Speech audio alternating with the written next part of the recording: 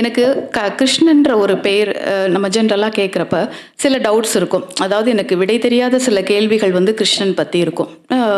நம்மளும் வந்து இந்த வீடுகளில் எல்லாம் வந்து கிருஷ்ணனை வந்து ஒரு கோகுல கிருஷ்ணனாக வழிபடுற ஒரு முறை கொண்ட ஒரு குடும்பத்தை சேர்ந்தவங்க தானா. அப்போ இது ஏன் வந்து குழந்தைய வந்து இவ்வளோ ஒரு குழந்தை பருவத்தை வந்து இவ்வளோ ஒரு கொண்டாட்டமாக நம்ம நினைக்கிறோம்? நம்ம வீட்டில் இருக்கிற குழந்தைங்களை நம்ம ஏன் வந்து ஒரு கிருஷ்ணராக வழிபடுறோம் அப்படின்றது எனக்கு தெரியாது. அது தெரியாமலே தான் நம்ம கொண்டாடிட்டு இருந்தோம். இது ஒரு கேள்வி. அப்புறம் நிறைய பழைய படங்கள்லாம் நம்ம பார்த்துருக்கோம். பழைய படங்களில் நிறைய டைம் வந்து கிருஷ்ணர் வந்து நிறைய பிரச்சனைகள் நடந்துகிட்ருக்கோம், ஹா ஹா ஹா ஹா அப்படின்னு சொல்லி சிரிச்சிட்டே இருப்பார். குந்தி தேவி அவ்வளோ டென்ஷனாக வந்து ஏதாவது சொல்லுவாங்க, இருக்கட்டும் அத்தை அப்படின்வார். எல்லாத்துக்கும் சிரிச்சிட்டே இருப்பார். இவர் என்ன இவ்வளோ சீரியஸான ஒரு விஷயத்தில் வந்து சிரிச்சுக்கிட்டே இருக்கார்? இது எனக்கு அப்பையிலேருந்தே ஒரு கேள்வி இருந்தது சின்ன வயசில் நம்ம படம் பார்க்குறப்ப.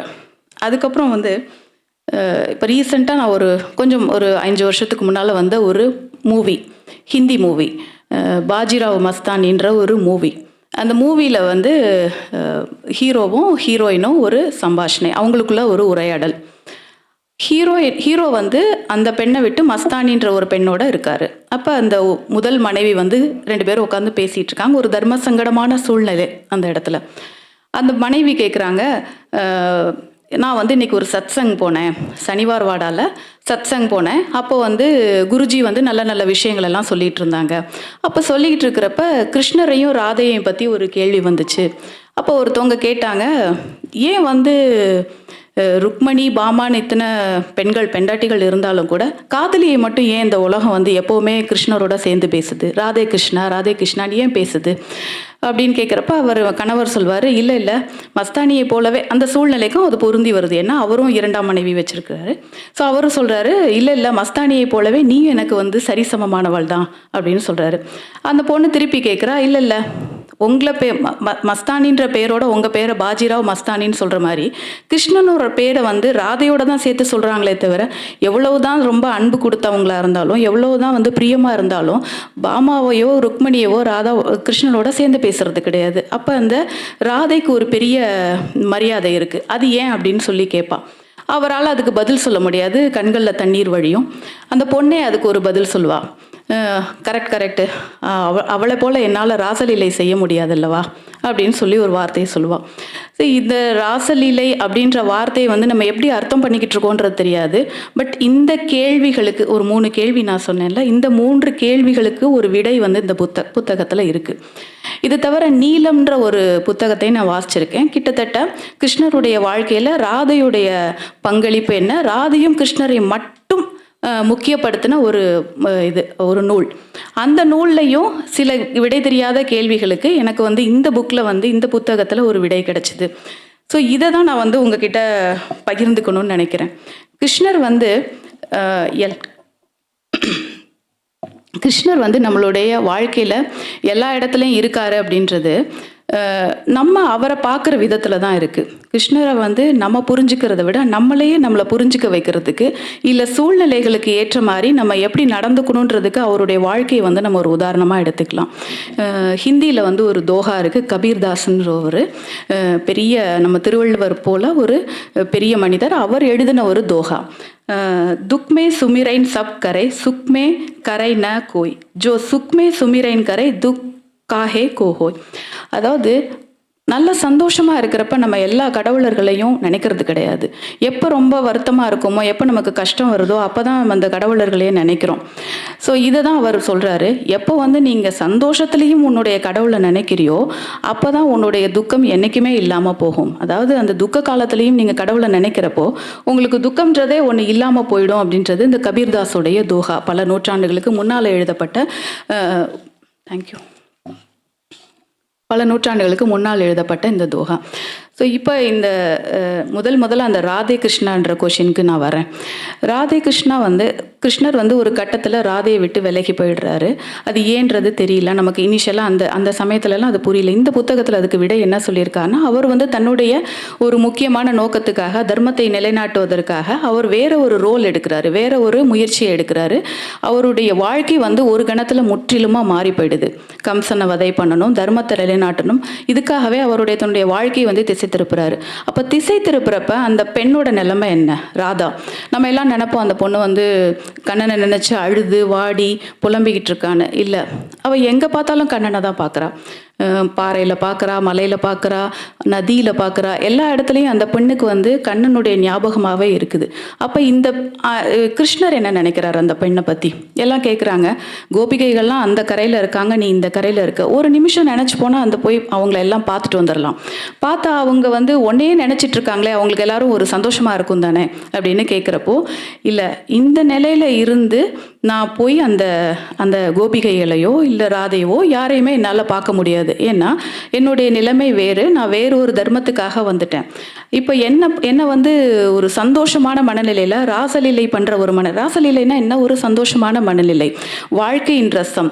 அந்த வாழ்க்கையின் ரசத்தை ஒரு விளையாட்டாகவே வச்சுக்கிறது தான் அந்த ராசலீலைன்றது ஒரு சிம்பிள் மீனிங். இப்போ என்னால் அவங்களோட அந்த சந்தோஷமாக போய் இருக்க முடியாது.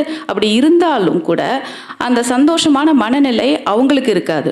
நான் போய் இப்போ ஏதோ ஒரு வீட்டிலே ஒரு சின்ன வருத்தம் இருக்குது, கோபம் இருக்குது அப்படின்னா என்னோட பையன்கிட்ட நான் சொல்லுவேன், இப்போ என்கிட்ட வராத, நான் டென்ஷனாக இருக்கேன் அப்படின்னு. ஏன் அப்படின்னா கண்டிப்பாக நான் அவனை ஹர்ட் பண்ணுவேன், கண்டிப்பாக அவனை நான் வருத்தப்படுத்துவேன். ஸோ இந்த காரணத்தினால நம்ம வந்து அந்த சூழ்நிலையை அவாய்ட் பண்ணுறோம். இப்போ இவர் வந்து தான் கொண்ட தர்மத்துக்காக வெளியில் வந்துடுறாரு. வெளியில் வர்றப்ப அந்த சூழ்நிலைக்கு பொருந்தி போகணுன்றதுனால அந்த பொண்ணையே பார்க்கல. அப்போ இவரும் வந்து அந்த பெண்ணை பார்க்காம அவாய்ட் பண்ணுறாரு. அந்த பொண்ணும் சந்தோஷமாக தான் இருக்கா. அப்போ இந்த ராதே கிருஷ்ணான்றது ஏன் இன்னும் வடநாட்டவர்களால், இன்னும் சொல்லப்போனால் வந்து கிருஷ்ணரை கூட வழிபட மாட்டாங்க, ராதேன்னு சொல்லி வடநாட்டவர்கள் பெரும்பாலும் ராதையை தான் வந்து பிரதானப்படுத்துவாங்க. அப்போ எதனால் அப்படின்றது, அவங்க பிரிஞ்சு போனாலும் அந்த தர்மத்தை அவங்க புரிஞ்சுக்கிட்டாங்க. அந்த பெண்ணும் கிருஷ்ணனை விட்டு விலகி இல்லை, சந்தோஷமாக தான் இருக்கா. அவள் எப்போவுமே கிருஷ்ணனை நினச்சிக்கிட்டே இருக்கா. ஸோ அதனாலே அவங்களுடைய பேர் வந்து என்றைக்குமே இணைஞ்சிருக்கு அப்படின்ற இந்த ஒரு சொல்யூஷன், அதாவது இந்த விடை வந்து எனக்கு இந்த புத்தகத்தில் கிடைச்சிது. நீங்கள் எப்படி இருக்கிறீர்கள் என்பதை பொறுத்து தான் இந்த வாழ்க்கை வந்து உனக்கு தேவையானதை கொடுக்குது அப்படின்றது ஒரு சின்ன கதை இந்த புத்தகத்தில் வருது. நான் வந்து ரொம்ப தத்துவார்த்தமான பெரிய கதைகளை சொல்ல வரல, ரொம்ப எளிமையான கதைகளை நான் சொல்ல வரேன். ஹஸ்தின்ற ஒரு யானை, அது ஒரு காளை. ஹஸ்தின்னா யானைன்னு நம்ம ஹிந்தியில் சொல்லுவோம். அந்த ஹஸ்தி மாதிரி, யானை மாதிரி ஒரு குணம் கொண்ட ஒரு காளை, ரொம்ப பிரம்மாண்டமாக, ரொம்ப அதிகமாக சாப்பிட்டு ஒரு வலுவோட யாரை வந்தாலும் எட்டி மிதிக்கிற அளவுக்கு ஒரு பலமான ஒரு யானை, ஒரு காளை வந்து அந்த ஊரில் இருக்குது. அப்போ இந்த குழந்தைங்க எல்லாம் பேசிகிட்டு இருக்காங்க, பலராமன், கிருஷ்ணர் எல்லாரும் பேசிகிட்டு இருக்கப்ப இந்த யானையை வந்து நான் ஒரே குத்துல வந்து மூஞ்ச உடச்சிடுவேன் அப்படின்னு சொல்லி பலராமன் சொல்கிறாரு. உடனே கிருஷ்ணர் சொல்கிறாரு, இதெல்லாம் உன்னால் ஆகாத காரியம், ஆனால் நான் ஒன்று பண்ணுவேன், இந்த காளையோட முதுகில் ஏறி நான் சவாரி பண்ணுவேன் அப்படின்னு சொல்கிறாரு. எல்லாரும் கிண்டல் பண்ணுறாங்க, என்ன நீ வந்து அந்த காளையோட முதுகில் ஏறி உன்னால் நடக்கிற விஷயமா, சவாரி பண்ணுற விஷயம் நடக்குமா அப்படின்னு சொல்லி எல்லாரும் கிண்டல் பண்ணுறாங்க.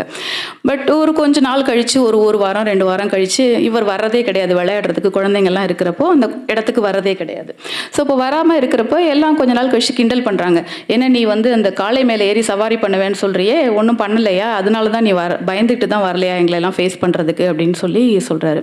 இல்லை, நான் இப்போ ஏறி சவாரி பண்ண போகிறேன் அப்படின்னு சொல்லி எல்லார்ட்டையும் சொல்கிறப்ப எல்லாம் பயந்துட்டாங்க. ஏன்னா அந்த காளை வந்து அவ்வளோ வலிமையான காளை, டக்குன்னு வந்து மூட்டி தள்ளிடும், இவர் உயிருக்கே ஆபத்து. உடனே எல்லாரும் வேகமாக ஓடி போய் ராதா கிட்ட சொல்கிறாங்க.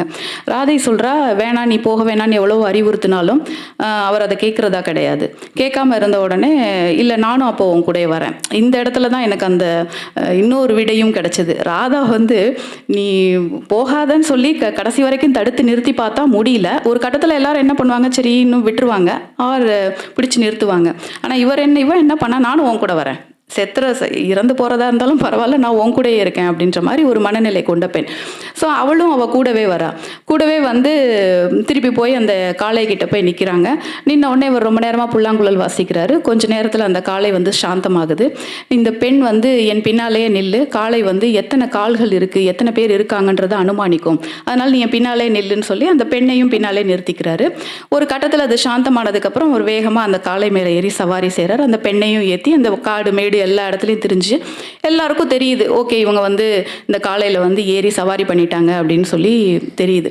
இப்போ இந்த இடைப்பட்ட ஒரு 2 வாரத்தில் அவர் என்ன பண்ணியிருக்காரு, இல்லை 1 மாதமோ என்ன பண்ணியிருக்காருன்னா, டெய்லி போய் அந்த காளையை வந்து பார்த்து ஃப்ரெண்டாக இருக்காரு.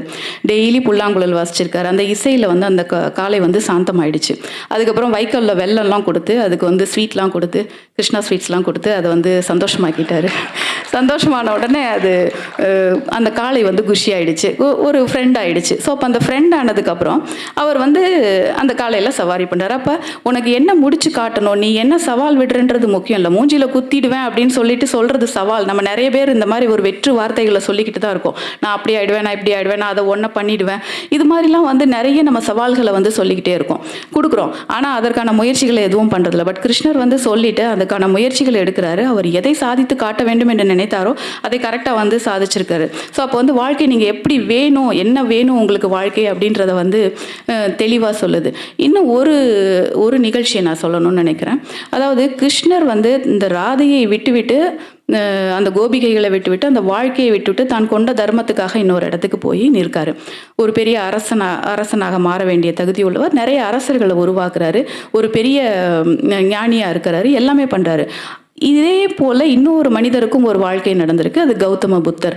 அவரும் தன்னுடைய வாழ்க்கையை விட்டு, அந்த லௌகீக வாழ்க்கையை, அந்த இல்லறம், எப்போ வந்து அவர் வந்து இல்லறத்தை விட்டுட்டு போகணும்னு நினைக்கிறாரோ அது வரைக்கும் இல்லறன்றது ரொம்ப பெரிய விஷயமா இருக்குது. எப்போ விட்டுட்டு போகிறோன்னு நினைக்கிறப்ப அது வந்து ஒரு என்ன சொல்கிறது, அது ஒரு கஷ்டமான விஷயம். அது என்ன சொல்கிறது, இல்லறம்ன்றதே ஒரு கேவலமான விஷயம் அப்படின்றது மாதிரி தான் நிறைய இலக்கியங்கள் சித்தரித்து, வீட்டை விட்டுட்டு போகிறது, துறவரம்ன்றது எல்லாத்தையும் விட்டுட்டு போகிறது அப்படின்ற ஒரு சூழ்நிலை இருக்குது. இப்போ அவர் விட்டுட்டு போகிறப்ப என்ன பண்ணார், தெரியாமல் சைலண்ட்டாக போனார். மனைவி கிட்ட சொல்லிட்டு நான் விட்டுட்டு போகிறேன்னு சொல்லலை. அதே தான் கர்ணனுக்கும் வந்தது, கிருஷ்ணனுக்கும் நடந்தது. என்னென்னா, அதே போல் இந்த பெண்களையோ, அந்த வீட்டையோ, அந்த ஊரையோ, அந்த கோபிகைகளையோ, அவரை சுற்றி இருக்கிற அந்த மாட்டை மேய்க்கின்ற அந்த கோபாலர்களையோ விட்டுட்டு அவர் வராரு. ஸோ இப்போ இது ரெண்டுமே வந்து ரொம்ப பொருந்தி போகிற ஒரு விஷயம். நம்ம வந்து புத்தரையும் கிருஷ்ணரையும் இந்த இடத்துல வந்து இந்த புக்கில் வந்து இந்த புத்தகத்தில் வந்து சொல்கிறப்ப அந்த பொருத்தம் வந்து ரொம்ப அழகாக கொண்டு வந்திருக்கிறாங்க. முடியும் அடியும் இல்லாத ஒரு கடவுள் வந்து ஒரு சாதாரணமான வாழ்க்கை. இந்த புத்தகத்தில் எந்த இடத்துலையுமே அவர் மாயையை யூஸ் பண்ணார் யாருன்னு, அவருக்கு நிறைய மந்திர சக்தி இருந்தது, அவர் இதை பண்ணினார் அதை பண்ணினாருன்னு எதுவும் நடைமுறைக்கு ஒவ்வாத நடக்காத எந்த விஷயத்தையுமே சொல்லலை. ஒரு சாதாரண மனுஷன் எப்படி வாழ்ந்தான், என்ன பிரயத்தனம் பண்ணான், என்ன முயற்சி பண்ணி அதை அச்சீவ் பண்ணா அப்படின்றது நம்ம எல்லாருக்குமே இயல்பாக. இப்போ நமக்கே வந்து இந்த புத்தகத்தை படிக்கிறப்ப கிருஷ்ணர் வந்து அசாதாரணமான பவர்ஸை வச்சிருக்கிறாரு அப்படின்னு சொன்னால் நம்ம அந்த முயற்சிகளை எடுக்கிறதுக்கு தயங்குவோம். ஓகே, அவருக்கு பவர்ஸ் இருக்குது, அவர் செய்கிறாரு. பட் நம்ம அந்த முயற்சிகளை எடுக்கணும் அப்படின்னு சொன்னால் அதை நம்மளால் ஏற்றுக்க முடியாது. அப்போ நம்மளை போன்ற ஒரு சாதாரண மனிதனாக தான் அந்த இடத்துல முழுக்கவே வந்து இந்த புத்தகம் முழுக்கவே ஒரு சாதாரண மனிதனாகவே அவர் வாழ்ந்திருக்கிறாரு. ஸோ இப்போ என்னென்னலாம் அவர் கஷ்டப்பட்டான், என்னென்னலாம் பிரச்சனை வந்துச்சு எல்லாமே. இப்போ ஒரு கட்டத்தில் வந்து கிருஷ்ணர் எப்போவுமே சிரிச்சுக்கிட்டு இருக்காரு, நம்ம இந்த மூவியில் பார்க்குற மாதிரி சொல்கிறப்ப எப்போவுமே சிரிச்சிட்டு இருக்காரு அப்படின்னு சொல்கிறோம். அவருக்கு கஷ்டமே வந்தது இல்லையா, அவருக்கு பிரச்சனையே வந்தது இல்லையா, வாழ்க்கையில் அவர் துவண்டு போனது கிடையாதா? அது கிடையாது. அவருக்கும் வாழ்க்கையில் கஷ்டம் வந்திருக்கும், துவண்டு போயிருப்பார். ஆனால் நம்ம கண்ணு முன்னால் அவர் படலை, சைலண்ட்டாக ஒதுங்கி போயிட்டார். நான் என் பையன்கிட்ட சொல்கிற மாதிரி தான், நான் டென்ஷனாக இருக்கேன், என்னை விட்டுரு. அது மாதிரி அவரும் வந்து நிறைய இடங்களில் அவர் ஒரு ஆனந்தமானவனாகவே தன்னை காட்டியிருக்காரு. ரொம்ப ஹாப்பியான ஒரு பர்சனாகவே, ஒரு ரொம்ப சந்தோஷமான ஒரு பர்சனாகவே, கொண்டாடப்பட வேண்டிய வாழ்க்கையை தான் அவர் நமக்கு முன்னிறுத்திருக்காரே தவிர ஒரு கஷ்டமான சூழ்நிலையை அவர் நமக்கு முன்னால் காட்டினதில்லை, வேறு யாருக்கு முன்னாலையுமே காட்டினதில்லை. அப்போ நமக்கு வந்து அது ஒரு உதாரணம். நம்ம வந்து நம்மளுடைய கோபதாபங்கள் எந்த இடத்துக்கு தேவையோ, அதிலே அந்த புத்தகத்தில் ஒரு லைனும் வருது, எந்த இடத்துக்கு எவ்வளோ கோபம் தேவையோ அவ்வளோ கோபம் இருந்தால் போதும், எல்லாத்துக்கும் அதிகமான கோபத்தை வந்து காட்டணுன்ற அவசியம் கிடையாது. ஸோ அந்த அவர் அதில் வந்து ஒரு சத்குரு ஐயா வந்து எழுதியிருக்கிற அந்த ஒரு வேர்ஷனை இது எனக்கு ரொம்ப பிடிச்சிருந்தது. உடலில் என்ன தொய்வு ஏற்பட்டாலும் சரி, வாழ்க்கையில் என்ன கஷ்டம் ஏற்பட்டாலும் சரி, உணர்வுகளில் நம்ம மனசளவில் என்ன சோகம் இருந்தாலும் அதை வெளிக்காட்டி கொள்ளாமல் தன்னை உன்னதமாகவே ஒவ்வொரு பொழுதிலும் வெளிப்படுத்தி கொண்டான் கிருஷ்ணன்.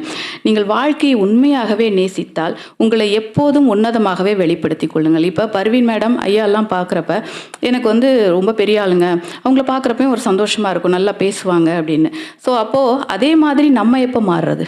இன்னொருத்தவங்க கிட்டேருந்து அந்த ஒளியை நம்ம எடுத்துக்கிறோமே தவிர நம்ம எப்போ அந்த ஒளியை கொடுக்குறவங்களா இருப்போம். அந்த ஒரு பரிவர்த்தனை, அந்த மாற்றத்தை தான் வந்து கிருஷ்ணர் தன்னுடைய வாழ்க்கையில் சொல்லியிருக்கிறாரு. ஸோ இப்போ அந்த அந்த ஆங்கிளில் வந்து இந்த புக்கு வந்து ஓரளவுக்கு நம்மளை நாமே திருப்பி பார்ப்பதற்கு, நம்மளுடைய தவறுகளை நாமே திருப்பி பார்ப்பதற்கு, இல்லை நம்ம எப்படி ப்ரொஜெக்ட் பண்ணுறோம் நம்மளோட லைஃப்பை, நம்மளை ஆஸ் அ பர்சன், சொசைட்டியில் நம்மளை எப்படி ப்ரெசென்ட் பண்ணுறோம், இது எல்லாத்தையுமே ஒரு நம்மளே ஒரு இன்ட்ராஸ்பெக்ட் பண்ணி பார்க்குறதுக்கு, ஒரு மீட் உருவாக்கம் நம்மளையே செஞ்சுக்கிறதுக்கு ஒரு வழிவகையாக இருக்கும்னு நினைக்கிறேன். இது தவிர ஒரு சின்ன நட்பை பற்றி ஒரு சின்ன பாட்டு வருது இந்த இடத்துல. கிருஷ்ணனுக்கும் இவருக்கும் பேர் என்ன, அர்ஜுனனுக்கும் உள்ள நட்பு. அதாவது வந்து நம்ம எல்லாரும் வந்து கிருஷ்ணனை தான் ரொம்ப பெரிய விஷயமா நினைக்கிறோம், அவர் என்ன தெய்வம் அப்படின்றது நமக்கு ஒரு கருத்து இருக்குது. பட் அர்ஜுனன் மட்டும் வந்து அவர் கூட ரொம்ப எப்போவுமே எல்லா இடத்துலையுமே ஒரு கெமிஸ்ட்ரி சிங்கான ஒரு பர்சனாக இருப்பார். சில சமயம் வந்து அர்ஜுனனுக்கு அவர் ஒரு சேவகனாக இருப்பார், சில சமயம் வந்து தேரோட்டியாக இருப்பார், சில சமயம் விஸ்வரூபம் காட்டுவார், அப்போ அர்ஜுனன் அடிபணிந்து வணங்குவான். இல்லை ஒரு தோழனாக இருப்பார், ஒரு எல்லா விதமான ஒரு பர்சனாகவும் கிருஷ்ணர் வந்து அர்ஜுனன் லைஃப்பில் இருந்திருக்கிறாரு. அப்போ அந்த அர்ஜுனன் வந்து கிருஷ்ணனுடைய போக்கிலேயே போய் அவரை புரிஞ்சுக்கிட்டதுனால தான் அவரால் அந்த த்ரூ அவுட் த லைஃப் வந்து அவரால் அதை ட்ராவல் பண்ண முடிஞ்சிச்சு. நம்மளுடைய மூளை நம்மளுடைய ஒரு புரிதல் வந்து ஒரு இடத்துல ஸ்ட்ரக் ஆகிடுது. கடவுளை புரிஞ்சுக்கிற ஒரு இது, நமக்கு ஏதாவது ஒரு கஷ்டம் வந்துருச்சு அப்படின்னா நம்ம வந்து கடவுளை வந்து ஸ்டாப் பண்ணிடுவோம், சம்டைம்ஸ் வணங்காமலோ எதுக்காகவோ ஸ்டாப் பண்ணிடுவோம். அப்போ அந்த ஒரு புரிதல் வந்து அந்த இடத்துல நிற்குது, ஸ்ட்ரக் ஆகிடுது. பட் அர்ஜுனனுக்கு த்ரூ அவுட் த லைஃப் அவர் எந்த போக்கில் போனாலும் கடவுளுடைய நியாயம் வேறு, நம்மளுடைய நியாயம் வேறுன்ற அந்த புரிதல் இருக்கிறதுனால தான் அவர் கூடவே ட்ராவல் பண்ணுறாரு. அதனால தான் கடைசியில் அந்த யுத்த காலத்தில் கூட வந்து அந்த உபதேசம் வந்து அவருக்கு வந்து புரியுது, அந்த உபதேசம் புரியுது. கிருஷ்ணனும் அர்ஜுனரும் வந்து சேர்ந்தே பயணித்ததுனால தான் அவங்களால அந்த சிங்கை வந்து உணர முடியுது, அதனால புரிஞ்சுக்க முடியுது. இந்த ஒரு நட்பு. இதை தவிர இன்னொரு நட்பும் இருக்குது. பலராமன் அவருக்கு வந்து உறவினராக இருந்தால் கூட, அண்ணனாக இருந்தால் கூட, ரெண்டு பேரும் வந்து குருகுலத்தில் பயின்றுட்டு இருக்காங்க. பலராமனுடைய எண்ணம் வேறு, அவருடைய அதாவது அவருடைய குணாதிசயங்கள் வேறு, கிருஷ்ணருடைய குணாதிசயங்கள் வேறு. அப்போ பலராமன் என்ன பண்ணுறாரு அப்படின்னா, அந்த குருகுல வாழ்க்கையில் இப்போ என்ன மாதிரி போல இருக்குது, ஐயோ இங்கே எதுவுமே சாப்பிட முடியல, எப்போ பார்த்தாலும் காலையில் 4 மணிக்கு எழுப்பி விட்டுறாங்க, குளிக்க சொல்கிறாங்க, படிக்க சொல்கிறாங்கன்ற மாதிரி ஒரு ரெஸ்ட்லெஸ்ஸான ஒரு பர்சனாகவே இருந்திருக்காரு பலராமன். அப்போ கிருஷ்ணர் அதை வந்து எப்படி வந்து அவர்கிட்ட வந்து அதை சரி பண்ணுறது அப்படின்ற என்ன சொல்கிறது, சம்டைம்ஸ் நமக்கு ஃப்ரெண்ட்ஸ் கிட்ட வந்து நம்ம நண்பர்கள்ட்டையோ இல்லை ரொம்ப க்ளோஸான ஒரு பர்சன்ட்டையும் நம்ம நிறைய நம்மளை விட்டு கொடுத்து இழந்து போவோம். அந்த ஒரு செயல் அந்த இடத்துல அவர் வந்து கிருஷ்ணர் செய்கிறாரு.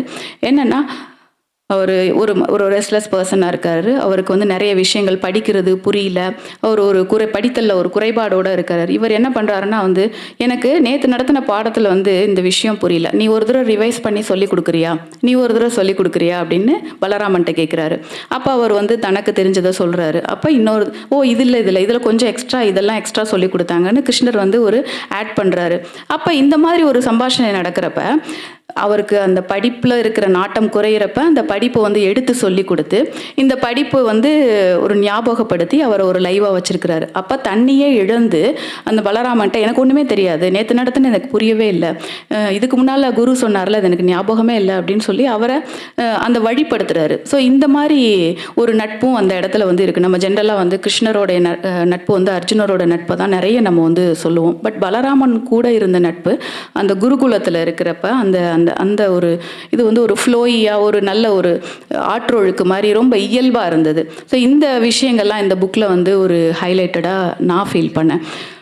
கடைசியாக வந்து கிருஷ்ணர் எப்போவுமே சிரிச்சுக்கிட்டே இருக்காரு, அது ஏன் அப்படின்றது எனக்கு புரிஞ்சிச்சு. நம்ம துடிப்பான ஒரு வாழ்க்கையை வாழணும்னு நினைக்கிறோம், ரொம்ப ஒரு பிஸி லைஃப் வாழணும், நம்ம வந்து ரொம்ப ஆக்டிவாக இருக்கணும் அப்படின்ற வாழ்க்கையை நம்ம வந்து எக்ஸ்பெக்ட் பண்ணுறோம். ஆனால் அந்த வாழ்க்கை நடந்துக்கிட்டு இருக்கிறப்ப, அந்த வாழ்க்கை இருக்கிறப்ப, அந்த மாதிரி நமக்கு ஒரு வாழ்க்கை அமைகிறப்ப நம்ம என்ன நினைக்கிறோம், ஐயோ ரொம்ப பிஸியாக இருக்குது, என்னால் எதுலேயுமே வந்து கவனம் செலுத்த முடியல, என்னால் டைமே கொடுக்க முடியல, இந்த மாதிரி ஒரு சோர்வுக்கு உள்ளாகிறோம். ஆனால் கிருஷ்ணர் அதுபோல் எந்த இடத்துலையுமே வந்து தன்னை வந்து ஒரு சோர்வான மனிதனாக என்றைக்குமே காட்டிக்கிட்டது கிடையாது. அந்த துடிப்பான உற்சாகமான வாழ்க்கை வந்து அமைஞ்சதுக்கு அப்புறமும் நம்ம கவலைப்படுறோம், எல்லா அனுபவங்களையும் புன்சிரிப்போடையே ஏற்றுக்கொள்கிறான். அந்த சேம் டைம் எதுக்கு எல்லாரையும் பார்த்து சிரிக்கிறான்ற காரணமும் தெரிஞ்சிச்சு. உன் மனசில் இதுதானடா இருக்குன்னு சொல்லி எதிரில் நம்மளையும் பார்த்து, ஓ இதுதானே உன்னுடைய எண்ணம், இதுதானே உன்னுடைய இது அப்படின்ற மாதிரி நம்மளை பார்த்து தான் அவர் சிரிக்கிறான்றது, அவர் எதுக்கு சிரிக்கிறான்றது எனக்கு அந்த படங்களில் பார்த்தா புரியல. நம்மளை பார்த்து தான் சிரிக்கிறாரு. உன்னுடைய மனதின் நோக்கம் இதுதானே, உன்னுடைய மனதின் எண்ணம் இதுதானே அப்படின்னு சொல்லி நம்மளை தான் பார்த்து சிரிக்கிறாரு. அப்போ நம்மளுடைய மைண்ட் வந்து இப்படி ஒரு வேவரியாக இருக்குது. இது வேணும்னு நினைக்கிறோம், அது கிடைச்சாலும் சந்தோஷப்பட மாட்டேங்கிறோம். ஸோ இந்த மாதிரி ஒரு பண்டில் ஆஃப் கான்ட்ரடிக்ஷன்ஸ் அந்த அந்த பர்சனாலிட்டிஸ் நம்மளா இருக்கிறதுனால அதை வந்து ஒரு அழகாக இவர் வந்து அந்த கதை ஓட்டத்தோடையே கொண்டு வந்து கொடுத்துருக்காரு. ஸோ மொத்தத்தில் கிருஷ்ணரை வந்து ஒரு இயல்பான நம்ம வீட்டில் தவழ்கிற ஒரு குழந்தையாகவும், ஒரு நம்மளுடைய நண்பனாகவும், நம்மளுடைய குருவாகவும், ஒரு தகப்பனாகவும் நமக்கு எல்லா இடத்துல இன்ட்ரடியூஸ் பண்ணி வச்சிருக்கிறாரு. ஸோ இப்போ எந்தெந்த சூழ்நிலைகள் கடவுள் எப்படியெல்லாம் நடந்துக்கிறாரோ அதை நமக்கும் சொல்கிறாரு, நம்ம இப்படி நடந்துக்கணும் அப்படின்றத வந்து ஒரு கதை ஓட்டத்திலே அந்த கிருஷ்ணருடைய கதை ஓட்டத்திலே அழகாக வந்து கொண்டு போகிறது ரொம்ப நல்லாயிருக்கு. இந்த புக்கை படிக்கிறது வந்து நிறைய கேள்விகளுக்கு ஒரு விடயமாக இருக்குது, நிறைய கேள்விகளுக்கு ஒரு விடையாக இருக்குது. நம்ம வந்து படிக்கிறப்ப நிறைய இடங்களில் நம்மளுடைய லைஃப்பை வந்து பொருத்தி பார்த்தோம்னா நிறைய முடிவுகள், தீர்வுகள், நம்ம எந்த இடத்துல தப்பு பண்ணுறோம், இல்லை வேறு யார்கிட்ட எதிர்பார்க்குறதுல என்ன தப்பு பண்ணுறோம் அப்படின்றதெல்லாமே நமக்கு ஒரு சின்ன கிளிம்ஸாக நமக்கு வந்து ஒரு இன்ட்ரொடக்ஷன் கிடைக்கிது அப்படின்றத நினைக்கிறேன். ஸோ இந்த புக்கை வந்து நான் வந்து ஒரு 1 வீக்காக தான் படிச்சிருக்கேன். ஆனால் இந்த புக்கை படிச்சுட்டு நான் இன்னது தான் பேசணும் அப்படின்னு சொல்லி எனக்கு கொஞ்சம் என்ன பேசணும் அப்படின்ற ஒரு டவுட் இருக்கப்போ நான் எப்போவுமே மேடமை போய் பார்த்து ஒரு தடவை கேட்டுருவேன். நான் இதை பேசலாம்னு நினைக்கிறது கரெக்டாக தப்பா அப்படின்றத கேட்டுருவேன். இந்த என்னுடைய பேச்சு வந்து உங்களுக்கு ரசிக்கிறதுக்கு மாதிரி இருந்ததுன்னா அது எனக்கு ரொம்ப சந்தோஷம். ஆனால் அதனுடைய சூரியன்கிட்டேருந்து அந்த ஒளியை எடுத்து நிலா பிரதிபலிக்கிறது மாதிரி தான் நான் பிரதிபலிச்சிருக்கேன். அப்போ உண்மையான சூரியன் இனிமே தான் வந்து பேச போகுது. ஸோ இது என்னுடைய சின்ன அந்த கிளிம்ஸ், அவங்க மேடம் எனக்கு கொடுத்த இன்சைட்டோட ஒரு எக்ஸ்ப்ரெஷன். உங்கள் எல்லாருக்கும் என்னுடைய நன்றி, எனக்கு இந்த வாய்ப்பு அளித்ததுக்கு, இந்த புக்கை வாசிக்கிறதுக்கு. ஒரு அமைதியான ஒரு ஆடியன்ஸோட நேரடியாக உறவாடின மாதிரி ஒரு பேச்சுக்கு ரொம்ப நன்றி. தேங்க்யூ.